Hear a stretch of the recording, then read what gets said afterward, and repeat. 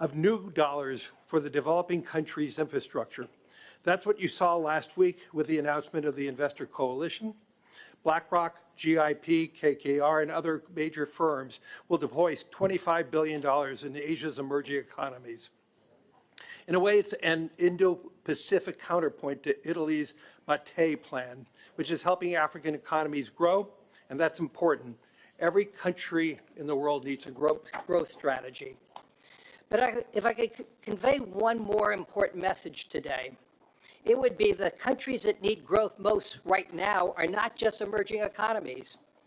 Great economic powers, including the G7, are in fact on the list and need growth going forward. All of us are staring down a growth dilemma. Whether we solve it or not, it's a significant economic fork in the road for our countries. Today, the G7 average debt to GDP is 129%. No matter how much we tax, how much we cut or reduce that debt, it will not be enough. The only way we can achieve this future of growth is by truly growing out of it. But just growth is becoming more important because we need to be focusing on our fiscal health. It is also becoming much more difficult to achieve. Within 25 years, most of the G7 countries will be on demographic downslope. Working age population will decline. The ceiling on growth will get lower and lower. This is why building new infrastructure is critical, especially through public-private partnerships. Infrastructure investments is a counterforce to the high-debt, low-growth economies. It does the opposite. It catalyzes growth without necessarily adding to public debt. This is true for every kind of infrastructure, from airports to data centers, and importantly, in the future, AI. With AI, the infrastructure is actually a double catalyst. The electricity demand from data centers is causing the U.S. energy sector to grow after 15 years of stagnation. AI also will make people more efficient, meaning our smaller future workforce can still become more productive than the larger current workforce. Building this infrastructure for growth will require something from us. It will require pragmatism. We'll need pragmatism in financing. Some of the new data centers require 1 gigawatt of power.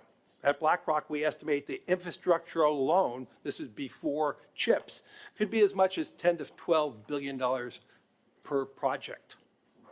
Between now and 2040, the world will need to spend $75 trillion repairing old and building new infrastructure. Asking taxpayers to shoulder the $75 trillion of new debt is not something countries can fiscally or fairly do for our future. Instead, there is a huge, vast pool of private capital. We need pragmatism in policy, specifically permitting, especially at the G7 level. When President Biden signed the Inflation Reduction Act 2 years ago, the law's clean energy infrastructure was projected to reduce 710 million metric tons of carbon emissions by 2030. But if permitting delays continue, the new production may only be under 500. And this is a lesson for all of us. We need to be focusing on the pragmatism of permitting to move forward. And we need pragmatism for energy. Much of the new infrastructure being built is for renewables. BlackRock recently invested in Africa's largest wind farm near Lake Turkana in Kenya. It is now supplying about 12% of Kenya's electricity. But without advances in storage, wind, and solar, we are not going to be able to provide constant, reliable flow of electricity. The world can't function without that. So with data centers at the bedrock of a digital economy, and I've seen more than half of the electricity may have to come from dispatchable sources like nuclear, natural gas, or hydro. Otherwise, data centers will not be complete with just wind and solar. The world has many challenges, but my gosh, I am more optimistic than ever we're going to be able to achieve them. We have to talk about them, and we have to be pragmatic. And I'm here to just talk about that logic. We need to be growing by building infrastructure. We can build infrastructure by unlocking private investments. We can unlock private investments by being pragmatic about permitting and energy policies. And I could promise you, we will be your partner. So thank you. Thank you very much. Now I'm just saying we need you. we need you. Now I'll give the floor to the CEO of Cassa Depositi e Prestiti, Dario Scannapiego. Dario. Many thanks, Prime Minister. It's really an honor to be here and represent Cassa Depositi e Prestiti. Africa's population, the youngest globally, is projected to grow by 70% and reach 2.5 billion by 2050. At present, local job creation cannot keep pace with the rising workforce, while security and climate challenges are contributing to ever-increasing displacement both within and outside the continent. Still, Africa remains a continent of unexploited potential growth and opportunities. In this context, promoting long-term partnerships that are based on equal footing and are fully committed to local needs represents to us the only way to support African countries.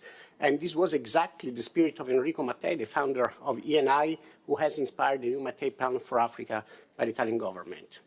Now, the investment needed to tackle climate and social challenges in Africa require a systemic approach through a combination of three elements. First, public resources to provide risk mitigation and technical support, which are crucial elements to prepare bankable projects. Then financial contribution and on-the-ground knowledge by multilateral and bilateral development finance institutions to create an enabling environment for investment and really a greater and deeper involvement of the private sector. We also need to coordinate and cooperate more openly among DFIs and with local promoters to build and share, pragmatically, I would say, concrete project pipelines. And it is also key to support the development of sound local financial systems. Cassa Depositi e Prestiti is rapidly increasing its operation in developing countries. We have been doing so thanks to our considerable firepower and a diversified toolbox. We have around 10 billion euro of public resources that we manage in this area, including one of the biggest European instruments for climate finance, which is the 4.4 billion Italian Climate Fund. And our main focus is Africa, with the aim, again, of supporting the Mattei Plan. We are currently reinforcing our cooperation with local partners, such as the African Development Bank, with whom we are structuring 4 flagship initiatives that will mobilize up to 500 million euro from the Italian cooperation system, promoting high-impact projects in Africa. And I thank President Adesina for the wonderful cooperation. In the context of the Italian G7 presidency, Cassa Depositi e Prestiti has also been collaborating with peer institutions to support the Partnership for Global Infrastructure and Investments. We are chairing the expert group tasked with developing solutions for a more effective mobilization of PGII investments, particularly in Africa, and with defining a pipeline of projects in which G7 DFIs can potentially invest together. In the coming month, our expert group will deliver the 2024 Joint Action Proposal, which will focus on country-based programs.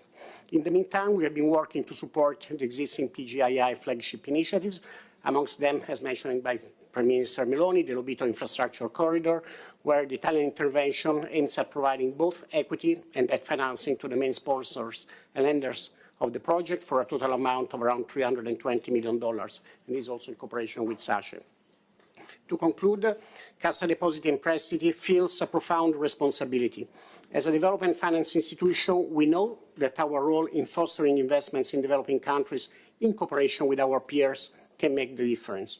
As Italians, we feel it's our duty, for historical and cultural reasons, to work hand in hand with partners in the Global South for common prosperity. Many thanks. Thank you very much, Dario. Now, the CEO of SACE, Ricci, you have the floor. Thank you very much, and thank you, Prime Minister. Thank you, Mr. President. What I would like to say is how SACE can promote and support the global infrastructure investment in Africa together with the Piano Mattei. We would like to start from saying that, talking about Africa, what we have done in the past, so far we have supported 30 billion of projects in Africa. And from the inception of the Piano Mattei, we have increased by supporting 5 billion projects in Africa. So in the latest 18 months, we have supported 5 billion projects in Africa. And we have other pipeline we are following for the time being. But let me say, how do we do that? We have started by being local, because if you are not local, you cannot support projects in Africa. And we have opened so far 3 branch. One is in Johannesburg, one is in Nairobi through our participation in the African Trade Insurance Company, and the other one is in Cairo, and we are about to open a fourth in Rabat in Morocco. And we are working together with all the institutions, with Cassa Depositi e Prestiti and all the other financial institutions to support other projects. For the time being, we are working on the Lobito projects, Darius Canapieko has said, and on other transactions whereby we are trying on one side to put in contact Italian companies with local companies, because for us it's very important that there is a development just in case there is a development of the local society. Finally, I wish to say that based also on our experience in terms of supporting infrastructure projects, that's to mention some of the projects we have so far supported. We have supported, for example, hospitals, we have supported smart cities, we have supported hydro projects. We wish to say that we want to give and to support and use our capabilities to foster more the development of Africa. Thank you. Thank you very much. I would like now to give the floor to the President of the European Commission, Ursula von der Leyen. Ursula, the floor is yours. Thank you very much, dear Georgia, Prime Minister Meloni and President Biden. So I recall very well that it has been 2 years since we started this initiative, and it was in the wake of the pandemic. It was at a time where we had the energy crisis because of the war of aggression of Russia in Ukraine, and we had a food crisis. And this was the time where we joined forces and said we need a major investment program for infrastructure abroad. PGII was born. The European Union is contributing 300 billion through Global Gateway, and it's fantastic that we have the Mété plan now also joining. We wanted to create an alternative for this infrastructure investment. And it is not only the financial firepower that is impressive, but PGI is sustainable. It's good for the planet, but it's also good for the country's finances, if I may say so. And this combination makes our offer different to others. Important is that we want to bring long-lasting benefits to the local economy of our partners. And of course, we need the strength of the private sector. And therefore, it's wonderful that you are here tonight. The PGII is designed to support basically your global investments. And at the same time, of course, we rely a lot on you and your knowledge and your expertise. You are pioneering the technologies of the future, we just heard it. You are pioneering the energy of the future, if I look at the clean hydrogen, for example, or at the topic of climate-resilient agriculture, and I could go on and on and on. What I also think is very important, you have a vast know-how how to train the local workforce and also how to step up new industries in other continents. So we, of course, have our part to do too, for example, to create the legal framework that is necessary. And Larry Fink, I heard you on speed and permitting.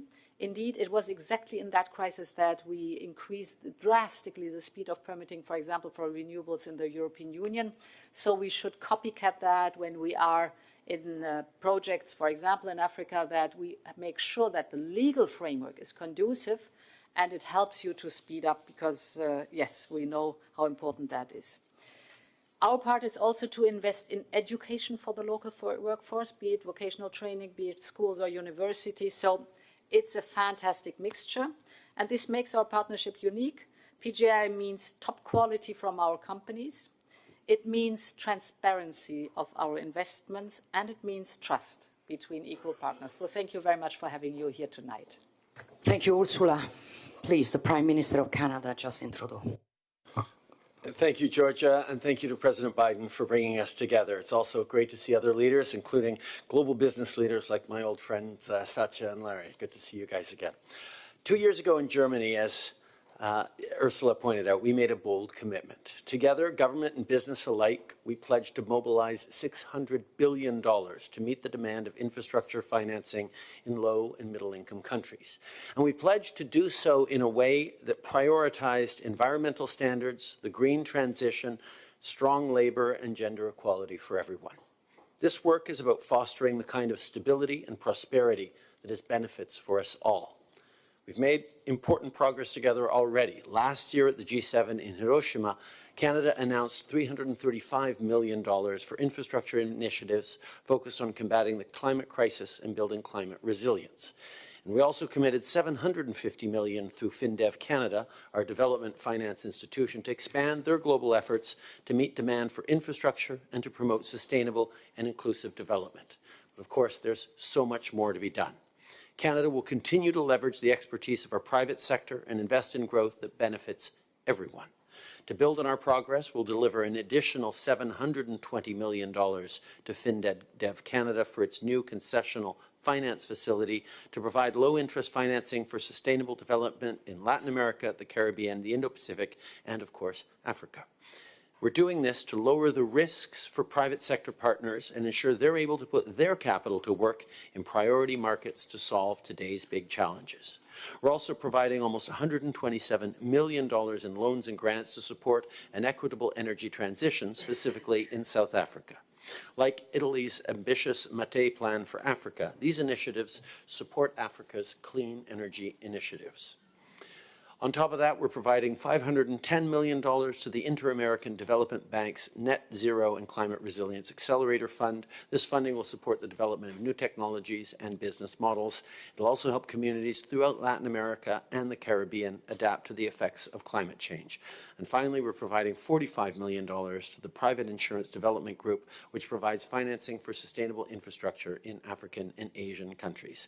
There is, of course, lots more to do, but Canada will be there as a partner as we invest together to build a better world for everyone. Merci beaucoup, mes amis. Thank you very much, Justin. I want to welcome also the presence of some multilateral development banks. So I would like to give the floor to the president of the World Bank, Banga. Thank you very much. We're here, I hope I'm not making you speechless, but we're here discussing jobs for Africa and economic development. So I'm going to talk about two things. The first is the strategy the bank is pursuing on creating jobs in Africa. There are 5 pillars. The first pillar is electricity. 600 million Africans do not have electricity. We have committed to connect 300 million by 2030, 250 with us, 50 with my partner, Akin. That is going to cost $30 billion from IDA as well as the private sector. Second, infrastructure. Africa is a very poor participator in trade. The principal reason is it's impossible to move things around, and their value-added infrastructure is very poor. We're very focused on building rails, roads, bridges, agricultural warehouses. Third, healthcare, not only for the people of Africa, but the jobs it will create in providing the healthcare. We're going to connect 1.5 billion people around the world, of which about 700 million will be in Africa, to primary healthcare with Japan's help by 2030. Fourth, agribusiness. Africa can produce food for the world. Africa has water, but Africa has no irrigation. 6% of Africa is irrigated, 37% of Asia is irrigated. Africa has much less fertilizer use, 1/3 the output per acre than other areas. We can change that. It's possible to do so with focus. And finally, tourism. Those 5 areas are all focused on jobs. 450 million Africans will come eligible for jobs by 2030. Currently, Africa is on a pathway to generate 125 million jobs. Forecasts are not destiny. We can change it, and the idea is to make a difference. Second is the private sector. We've created a private sector lab. Larry is a part of that lab. We have many recommendations, but the 2 that matter today. The first one has to do with regulatory policy, and Larry talked about pragmatism. In the case of electricity in Africa, the first thing we're doing is 10 countries. We're making a list of which regulatory policy needs to change to enable the private sector to feel confident that their money is best invested in that country as compared to another one. That work is beginning. Second is the issue of guarantees. The private sector wanted de-risking. We have launched a guarantee platform on the 1st of July. It will treble the volume of guarantees that the World Bank offers. That's the two tangible things we're on. So 300 billion people connected to electricity between us, 30 billion of investment there, private sector enablement. Those are the two big tasks we're into. That's why I'm happy to be here. I think PGII, I think the Gateway, I think the Material Plan, and I think RISE, which didn't get mentioned, but RISE is critical to change the use of minerals out of Africa, not as a mineral to be exported, but as value-added manufacturing on the ground in Africa. Again, something we're exporting. So thank you for the opportunity. I'm glad to have a chance to do this job. I told you earlier, I wake up every morning. It's a privilege to be a part of this. Thank you. Thank you very much, President Banga. Now the President of the African Development Bank, Adesina, you have the floor. Thank you very much, Prime Minister Meloni, President Biden, my dear brother and friend, Prime Minister Trudeau, Prime Minister Kishida, Your Excellencies. I wish to first and foremost thank you for inviting me to this G7 summit. As I sit around here at this table, I am the happiest man around here because we're talking about Africa. And so I'm like, bring it on. President Biden just told Larry, we need you. So I need all of you. So I'm kind of really excited about that. Well, that's because Africa's infrastructure gap is significant. It's $68 to $108 billion a year. The African Development Bank is the largest financier of infrastructure in Africa outside of China. We invested more than $50 billion in infrastructure that goes into rail ports, airports, digital infrastructure, and the list goes on. We supported the Nakala corridor and the Berea corridor that the Prime Minister Kishida was talking about, but also what Larry was talking about in Kenya, the Turkana Lake Turkana project. The Kasungila Bridge today that links Zambia, Botswana, and Namibia was funded by the bank. We funded with $1 billion the 1,100-kilometer road that links Ethiopia all the way to Nairobi or to Mombasa. And that has increased trade between both countries by 400%. That's the power of infrastructure. And I think that's why I really applaud what the G7 is doing, both President Biden, Prime Minister Meloni, with your work on the Material Plan for Africa and the PGII that President Biden has been leading us on. We are also partnering with the U.S. Amos is over there. President Biden, I work very closely with him on the corridor, which is Lobito Corridor, Angola, Zambia, and DRC. We're going to put in $500 million on the Zambia part to make that corridor work. We are also financing that corridor, which is Tanzania, DRC, to Burundi, which is $3.2 billion for rail corridor that we are supporting. And we have several other things. But I think the issue is how do we get bankable projects, because the lack of enough bankable projects is often the limiting factor. We have an infrastructure project preparation facility, which is called NEPAD, Project Infrastructure Preparation Facility. It's $126 million, but guess what? We use it to mobilize more than $26 billion downstream of investments. So you're talking of a ratio of 1 to 200. So that kind of facility is very much needed. I also want to thank the G7 for your support for the Alliance for Green Infrastructure in Africa. Thank you, Prime Minister Meloni. Thank you for putting that at the top of the agenda in the ministerial and the Central Bank's meeting. But also thank all of the G7 for your contribution of $150 million towards that, because AGIA will help us on net zero transition. And I want to particularly also thank my brother Dario Pierco of CDP for your great work and support for us on AGIA. Let me also say that risk, I think Larry was very right, and so is also Ajay. Risk is very important. So we deploy a whole series of instruments, partial risk guarantees, partial credit guarantees. And so we, just like Ajay was saying, we put all that together to form an Africa guarantee platform that will deal with project risk, market risk, financial risk, and also political risk, which is very important, so we can actually de-risk infrastructure. I also want to just close by saying that we have something called the Africa Investment Forum. It's a platform we put together 5 years ago. When people talk about Africa, they say, well, there are no bankable projects, nobody's going to finance it. It's not correct. You know, we put it together, and in 5 years, we've been able to mobilize more than $180 billion of investment interest to Africa in various parts of infrastructure. So we do know that Africa is not as risky as people say. In fact, Moody's Analytics did a 14-year accumulated study, and they found that in terms of default rate on infrastructure, Africa has the lowest 1.9%. compared to the rest of the world. So it's not as risky as that. So being around this table, I like anything Baobab. I'm very happy to be surrounded by a lot of leaders and also a lot of people who want to put money into Africa. I am the happiest person here today, and thank you for making my day a great day. Thank you very much. Thank you very much, President Adesina. And now the Chancellor Scholz came just in time, so the floor is yours. This is how our industry works. Thank you for convening us on the G7 Partnership for Global Infrastructure and Investment. And let me congratulate Georgia on the Mattei Plan, which is a very promising initiative and will no doubt generate positive outcomes. When we launched PGI at the Elmo G7 Summit 2 years ago, we pledged to make our partners from the Global South a better offer on their infrastructure needs, and to, within 5 years, mobilize $600 billion in public and private investment to this end. We have to deliver. I think this is the promise, and we will stick to that. Let me highlight 3 points. Firstly, I very much welcome that as G7 we are stepping up our coordination to deliver on our common goal of fostering high-quality global infrastructure. This is an important step and a sign of our collective determination. And secondly, Germany is delivering on the economic corridors we have announced last year. Concretely, together with the German private sector, we are investing more than €1 billion along the Lobito corridor. This corridor will better link Central Africa to G7 markets and boost the cooperation between the G7 and the African continent. And thirdly, my key takeaway from the G20 Compact with Africa conference in Berlin last year is that African leaders are calling for a closer energy cooperation. Germany stands ready as a partner.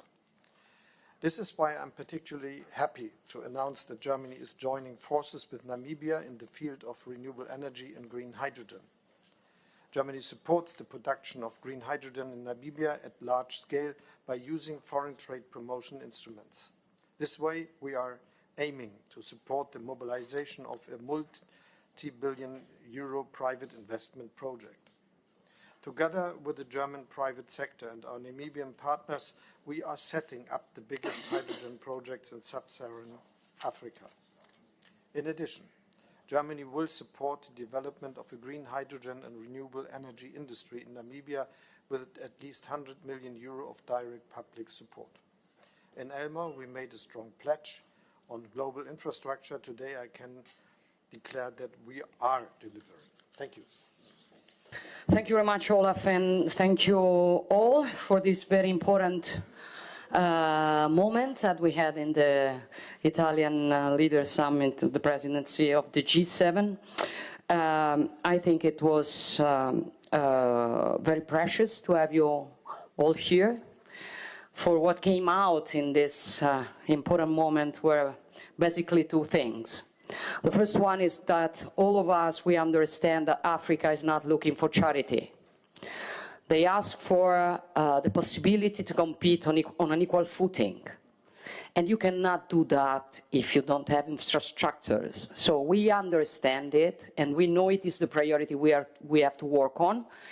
The second thing we understand is that the governments cannot do it alone, the private sector cannot do it alone, the multilateral development banks cannot do it alone, but we can do it all together. So it's very important that we show with this event that we want to transform our commitments in building blocks. So we want to be concrete.